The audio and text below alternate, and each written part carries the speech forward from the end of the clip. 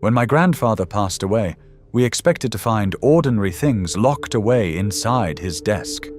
Old photographs, unpaid bills, faded birthday cards, maybe a few letters he'd forgotten to throw away. Instead, hidden beneath a stack of documents at the bottom drawer, we found a cassette tape labeled in shaky handwriting. For my family, please listen alone. At first, none of us even wanted to play it. My grandfather Arthur had always been a quiet man, but during the last 20 years of his life, he became deeply uncomfortable after midnight. Every night he checked the locks repeatedly before bed. He avoided driving after dark whenever possible. Even heavy rain seemed to unsettle him more than it should have. Whenever anyone asked why, he'd laugh it off and quickly change the subject. We assumed it was just age. Then we listened to the recording. What unsettled me wasn't only the story itself. It was how genuinely disturbed my grandfather sounded while telling it. Arthur was not an emotional man. He rarely raised his voice, rarely complained, and almost never talked about fear. But on that tape, there were moments where he sounded exhausted just remembering what happened. I'm going to write his words exactly as he recorded them. My name is Arthur, and if you're hearing this recording, then I'm probably gone already. I'm 87 years old now, and according to the doctors at Mercy General, I likely won't see another Christmas. I've accepted most things at this point in my life. What I haven't accepted is carrying this story to my grave without finally telling somebody about it. Your grandmother never knew. My daughters never knew either.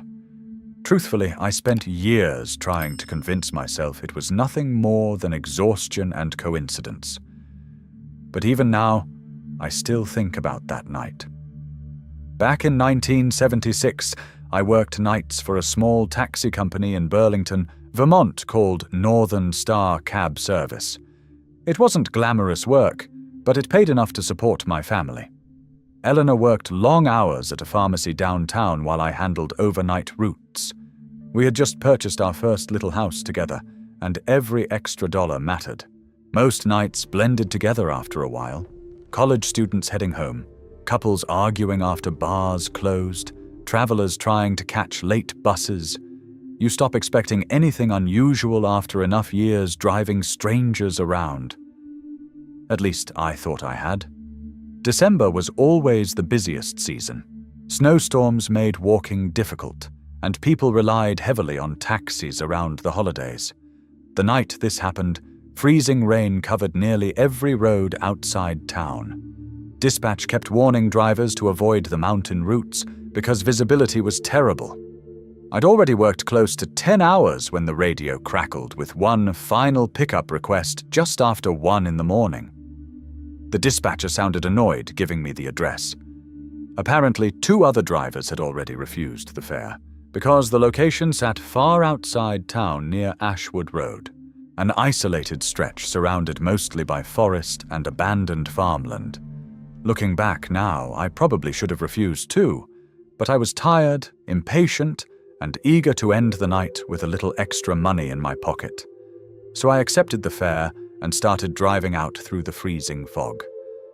The farther I drove, the quieter everything became. First the houses disappeared, then the traffic, then even the street lights. Eventually it felt like my headlights were the only moving thing left on the road. Rain struck the windshield hard enough to sound like handfuls of gravel hitting glass. I remember turning the radio louder simply because the silence outside had started making me uneasy. About 15 minutes later, my headlights caught sight of someone standing beside an old wooden bus stop shelter near the side of the road. At first I thought it was a signpost because the figure stood completely still despite the weather. But as I got closer, I realized it was a man wearing a dark overcoat and a grey hat pulled low over his face.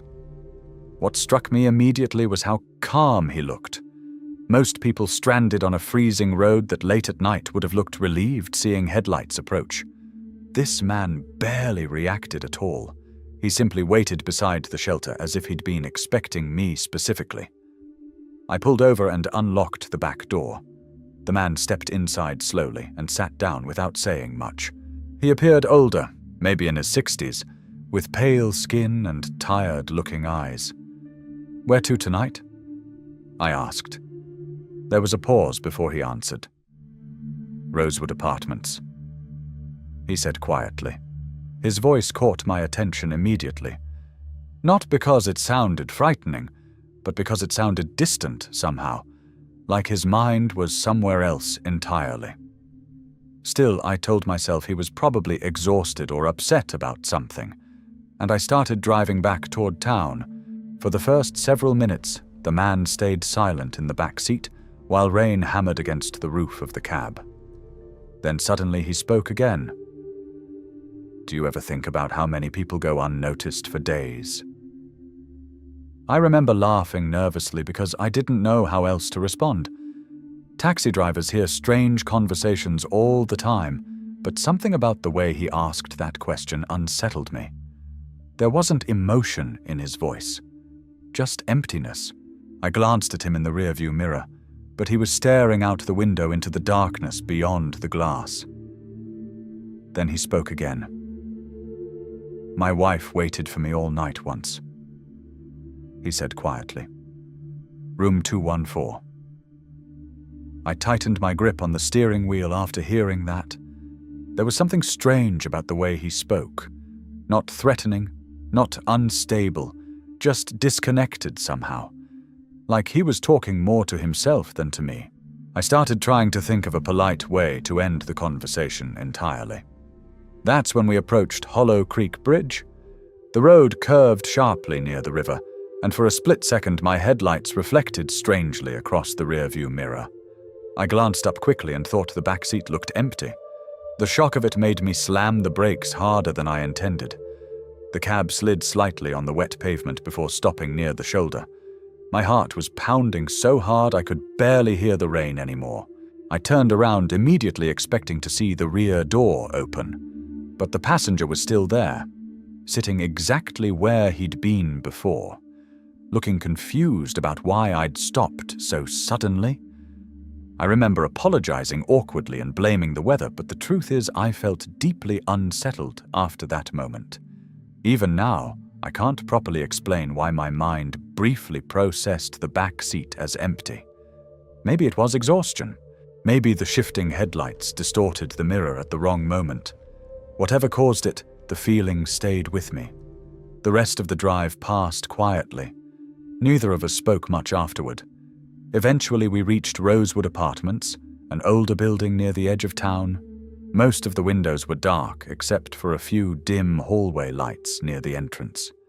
I pulled to the curb and told the man we'd arrived. He handed me cash, thanked me politely, and stepped out into the rain. That should have been the end of it. But before leaving, he paused beside the cab for just a second and looked back at me through the passenger window with an expression I still remember clearly. Not anger, not sadness, just exhaustion. Then he walked inside the building and disappeared from view. 3 days later, curiosity got the better of me. I don't know why, but I went back to that apartment hoping to offer him some hope or talk to him about whatever was making him sad. Inside the lobby was a small community bulletin board covered with local notices, advertisements, and memorial cards. One photograph caught my attention immediately. The man in the picture looked remarkably similar to my passenger. The notice mentioned a resident from the building who had passed away earlier that week, following a medical emergency during a winter storm outside town. I remember staring at the photograph for a long time, trying to convince myself the resemblance was coincidence.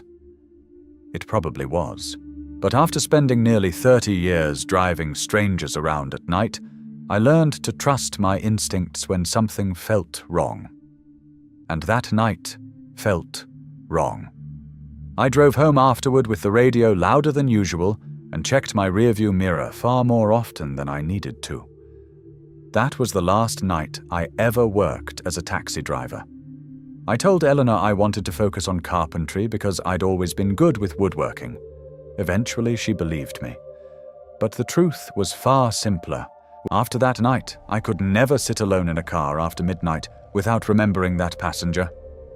If you're listening to this now, Eleanor, I'm sorry I never explained any of this properly while I was alive. I just didn't know how.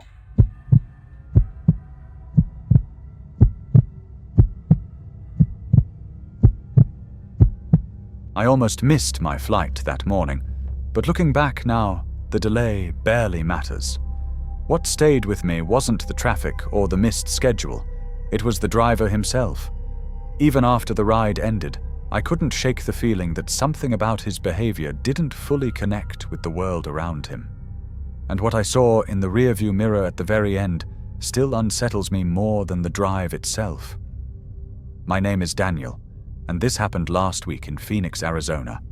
I had just returned from visiting my mother in California, something I try to do every year since my parents separated.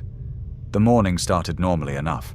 I booked a cab to Sky Harbor Airport expecting the usual quiet 20-minute ride, and more than enough time to catch my noon flight. The driver arrived a little after 9 in a faded white sedan with old company decals peeling along the side. Mid-40s maybe. Calm, soft-spoken, completely ordinary at first glance. For the first several minutes, the ride felt routine. Morning traffic was light, the sky completely clear, and Phoenix already carried that dry heat rising off the pavement. I remember checking my phone and realizing I was actually ahead of schedule for once. Then the driver began accelerating. Not aggressively at first, just slightly faster than the flow of traffic. Enough for me to notice. He drifted between lanes occasionally, not dangerously, but with a level of distraction that slowly became harder to ignore. I leaned forward and told him there was no rush. I had plenty of time before boarding. He nodded politely, but a few moments later, the speed crept up again. That was when I noticed he seemed more focused on his own thoughts than the road itself. His lips moved faintly now and then, like he was quietly continuing a conversation I couldn't hear. At first, I assumed it was a harmless habit, maybe rehearsing something to himself. Still, the atmosphere inside the cab started to feel strangely disconnected.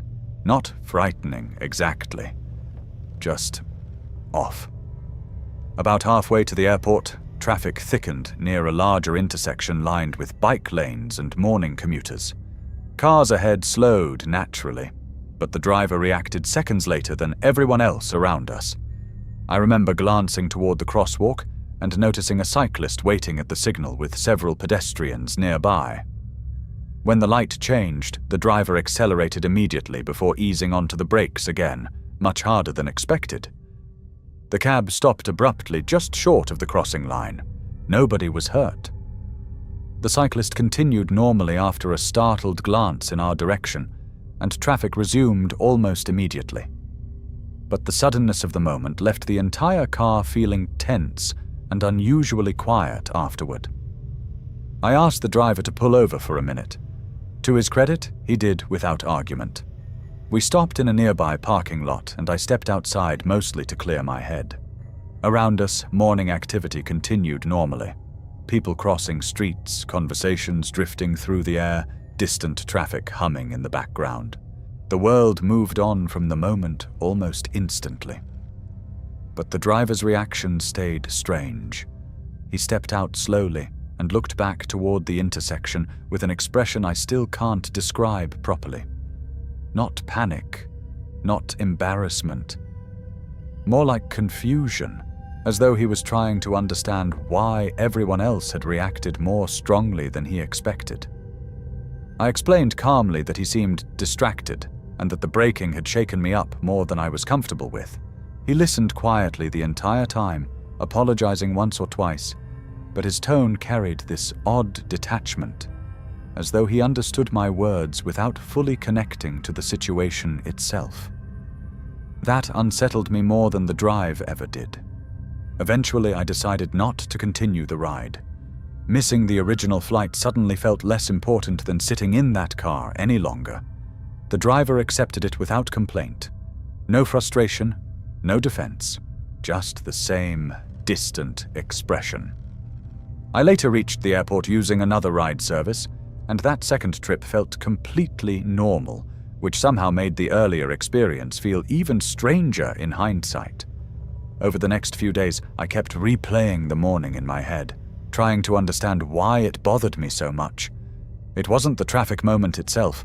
Nothing actually happened, no accident, no injuries, just a brief moment of tension that ended almost immediately. What stayed with me was the feeling that the driver experienced the entire situation differently than everyone else around him.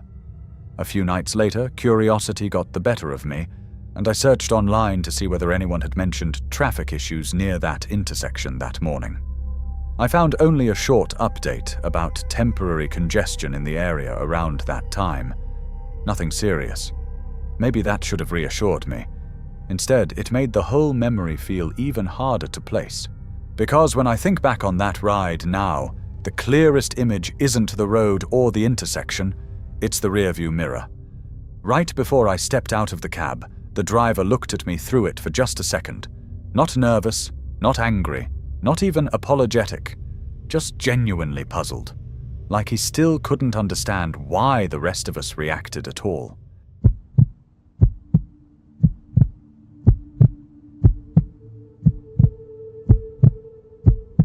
I've driven taxis in Chicago for almost 12 years, mostly night shifts. After a while, you stop seeing passengers as people and start seeing patterns instead. Drunks arguing outside bars, exhausted nurses heading home at sunrise, businessmen pretending not to cry in the back seat after midnight phone calls. The city repeats itself long enough, and eventually nothing surprises you anymore. At least that's what I believed before I met the man in the grey coat. I'm recording this now because I need someone else to hear it. Maybe if I say it out loud, it'll sound less impossible. Maybe I'll finally convince myself there's a logical explanation for what happened that night.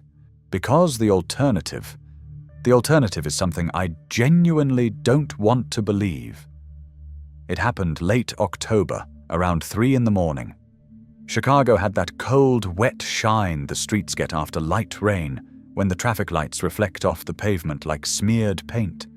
I'd just dropped off 2 tourists near River North and was waiting for another fare when I noticed him standing beneath a street lamp. He looked wrong for the hour. Not threatening. Not drunk. If anything, he looked too composed. Tailored charcoal coat. Gloves. Clean shoes untouched by the rain. The kind of man you'd expect stepping out of a corporate boardroom, not standing alone on an empty street at 3 a.m. The moment I pulled up, he opened the back door and got in like he already knew I was coming. "Evening, Hugh," he said calmly. That made me pause. Most passengers only know your name if they booked through the app, but this wasn't an app pickup. I checked the meter screen just to make sure I hadn't forgotten accepting a request. "Nothing." I asked where he was headed. He settled into the back seat, removed his gloves carefully, then said, "Just drive for now. I'll let you know when we arrive." His voice was smooth, educated, relaxed. We pulled away from the curb, and for the first 10 minutes, everything felt normal enough. He commented on the city mostly, how Chicago looked different after midnight, how people revealed their real selves when they believed nobody was watching. Strange conversation, sure, but not enough to alarm me. Then he started talking about me. "You prefer night shifts because mornings remind you too much of your old routine," he said casually. I glanced at him in the mirror. "Excuse me? You used to wake up around 5:30, he continued. "Coffee first, radio second, before the divorce." My stomach tightened. I never mentioned being divorced. I asked if he knew me from somewhere. Maybe an old customer, maybe a mutual friend. He smiled faintly. "Not personally." That answer bothered me more than if he'd said nothing at all. I kept driving, trying to act unaffected, but the atmosphere inside the cab had changed completely. The city outside suddenly felt distant, quieter somehow. Even the sound of the tires against the road seemed muted. Then he got more specific. He described my apartment. Not just the neighborhood, the layout. The narrow kitchen facing the entrance. The loose cabinet hinge I kept forgetting to repair. the old jazz station I played while cooking, even though I barely listened to it anymore. Every detail landed like cold water down my spine. I remember gripping the steering wheel harder and asking him directly how long he'd been following me. "Following?" he repeated softly, almost amused. "No, Hugh. Observation and following are very different things."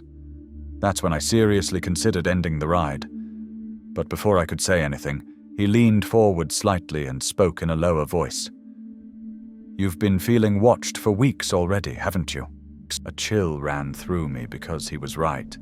Little things had been happening recently. Nothing dramatic, just strange. A cab parked across from my apartment 3 nights in a row. Missed calls with no voicemail. The feeling that someone was standing behind me sometimes when I unlocked my front door. I never told anyone about that. I asked him who he was. Instead of answering, he pointed ahead and told me to turn left towards the river. Without thinking, I obeyed. That's the part that still bothers me most. I didn't argue. I didn't refuse. Something about the way he spoke made compliance feel natural, almost automatic, like the decision had already been made before he asked. The streets became emptier as we drove farther from downtown. Warehouses replaced storefronts. Streetlights grew sparse. Soon we were alone near an industrial stretch beside the river, where fog drifted low across the pavement. "Stop here," he said. I did. For a moment, neither of us moved. Then he asked quietly, "Do you believe people can notice patterns before they happen?" I told him I didn't know what he meant. "I think you do," he replied. He reached into his coat pocket and placed a folded piece of paper on the seat beside me. "Don't open it yet," he said. "Drive back toward downtown first." Every instinct in my body screamed to get away from him, but fear had changed shape by then. It wasn't panic anymore, it was curiosity. The kind that keeps you listening during a nightmare because part of you needs to know how it ends. So I drove. The ride back was almost silent. He simply watched the city through the window with this unreadable expression, like he was seeing something I couldn't. When we reached downtown again, he asked me to stop near a crowded intersection. Before stepping out, he handed me several folded bills, far too much for the fare. Then he paused with one hand on the door and walked off, muttering something unintelligible. I sat there for nearly a minute before remembering the paper beside me. My hands were shaking when I unfolded it. Inside was a list written in neat, black ink. My full name, my license plate number, the address of my apartment, places I regularly stopped for coffee during shifts, times I usually took breaks. And in the very bottom, one final sentence. "You remembered this conversation sooner than last time." I felt physically sick reading it. I immediately called dispatch asking if they had any record of the passenger. Nothing. No pickup request. No payment trail. Nobody matching his description on nearby cameras either. For weeks afterward, I barely slept. Then, 3 nights ago, something happened that finally convinced me to record this. I was cleaning my cab after work when I found a single object beneath the back seat, a grey leather glove. And inside it, folded carefully into the palm, was a note. Only 4 words this time. "I'm sorry, I noticed how alert you've been recently. You just look so much like my late son. I'll stop bothering you." Goosebumps appeared all over my skin as I confirmed that he had actually been keeping tabs on me all these while. I felt pity for him, but I also hoped he would stop, as promised. Luckily he did. And that's where this one ends. 3 taxi rides, 3 passengers, and 3 situations that all started normal until they didn't. Sometimes it's not what people say in the moment that sticks with you, it's what you only understand after they're already gone. If you enjoyed these stories, subscribe to Deep Horror Channel for more unsettling, true-style horror narrations like this. New stories drop regularly, and trust me, they only get stranger from here. And before you go, let us know in the comments which ride you would have ended first.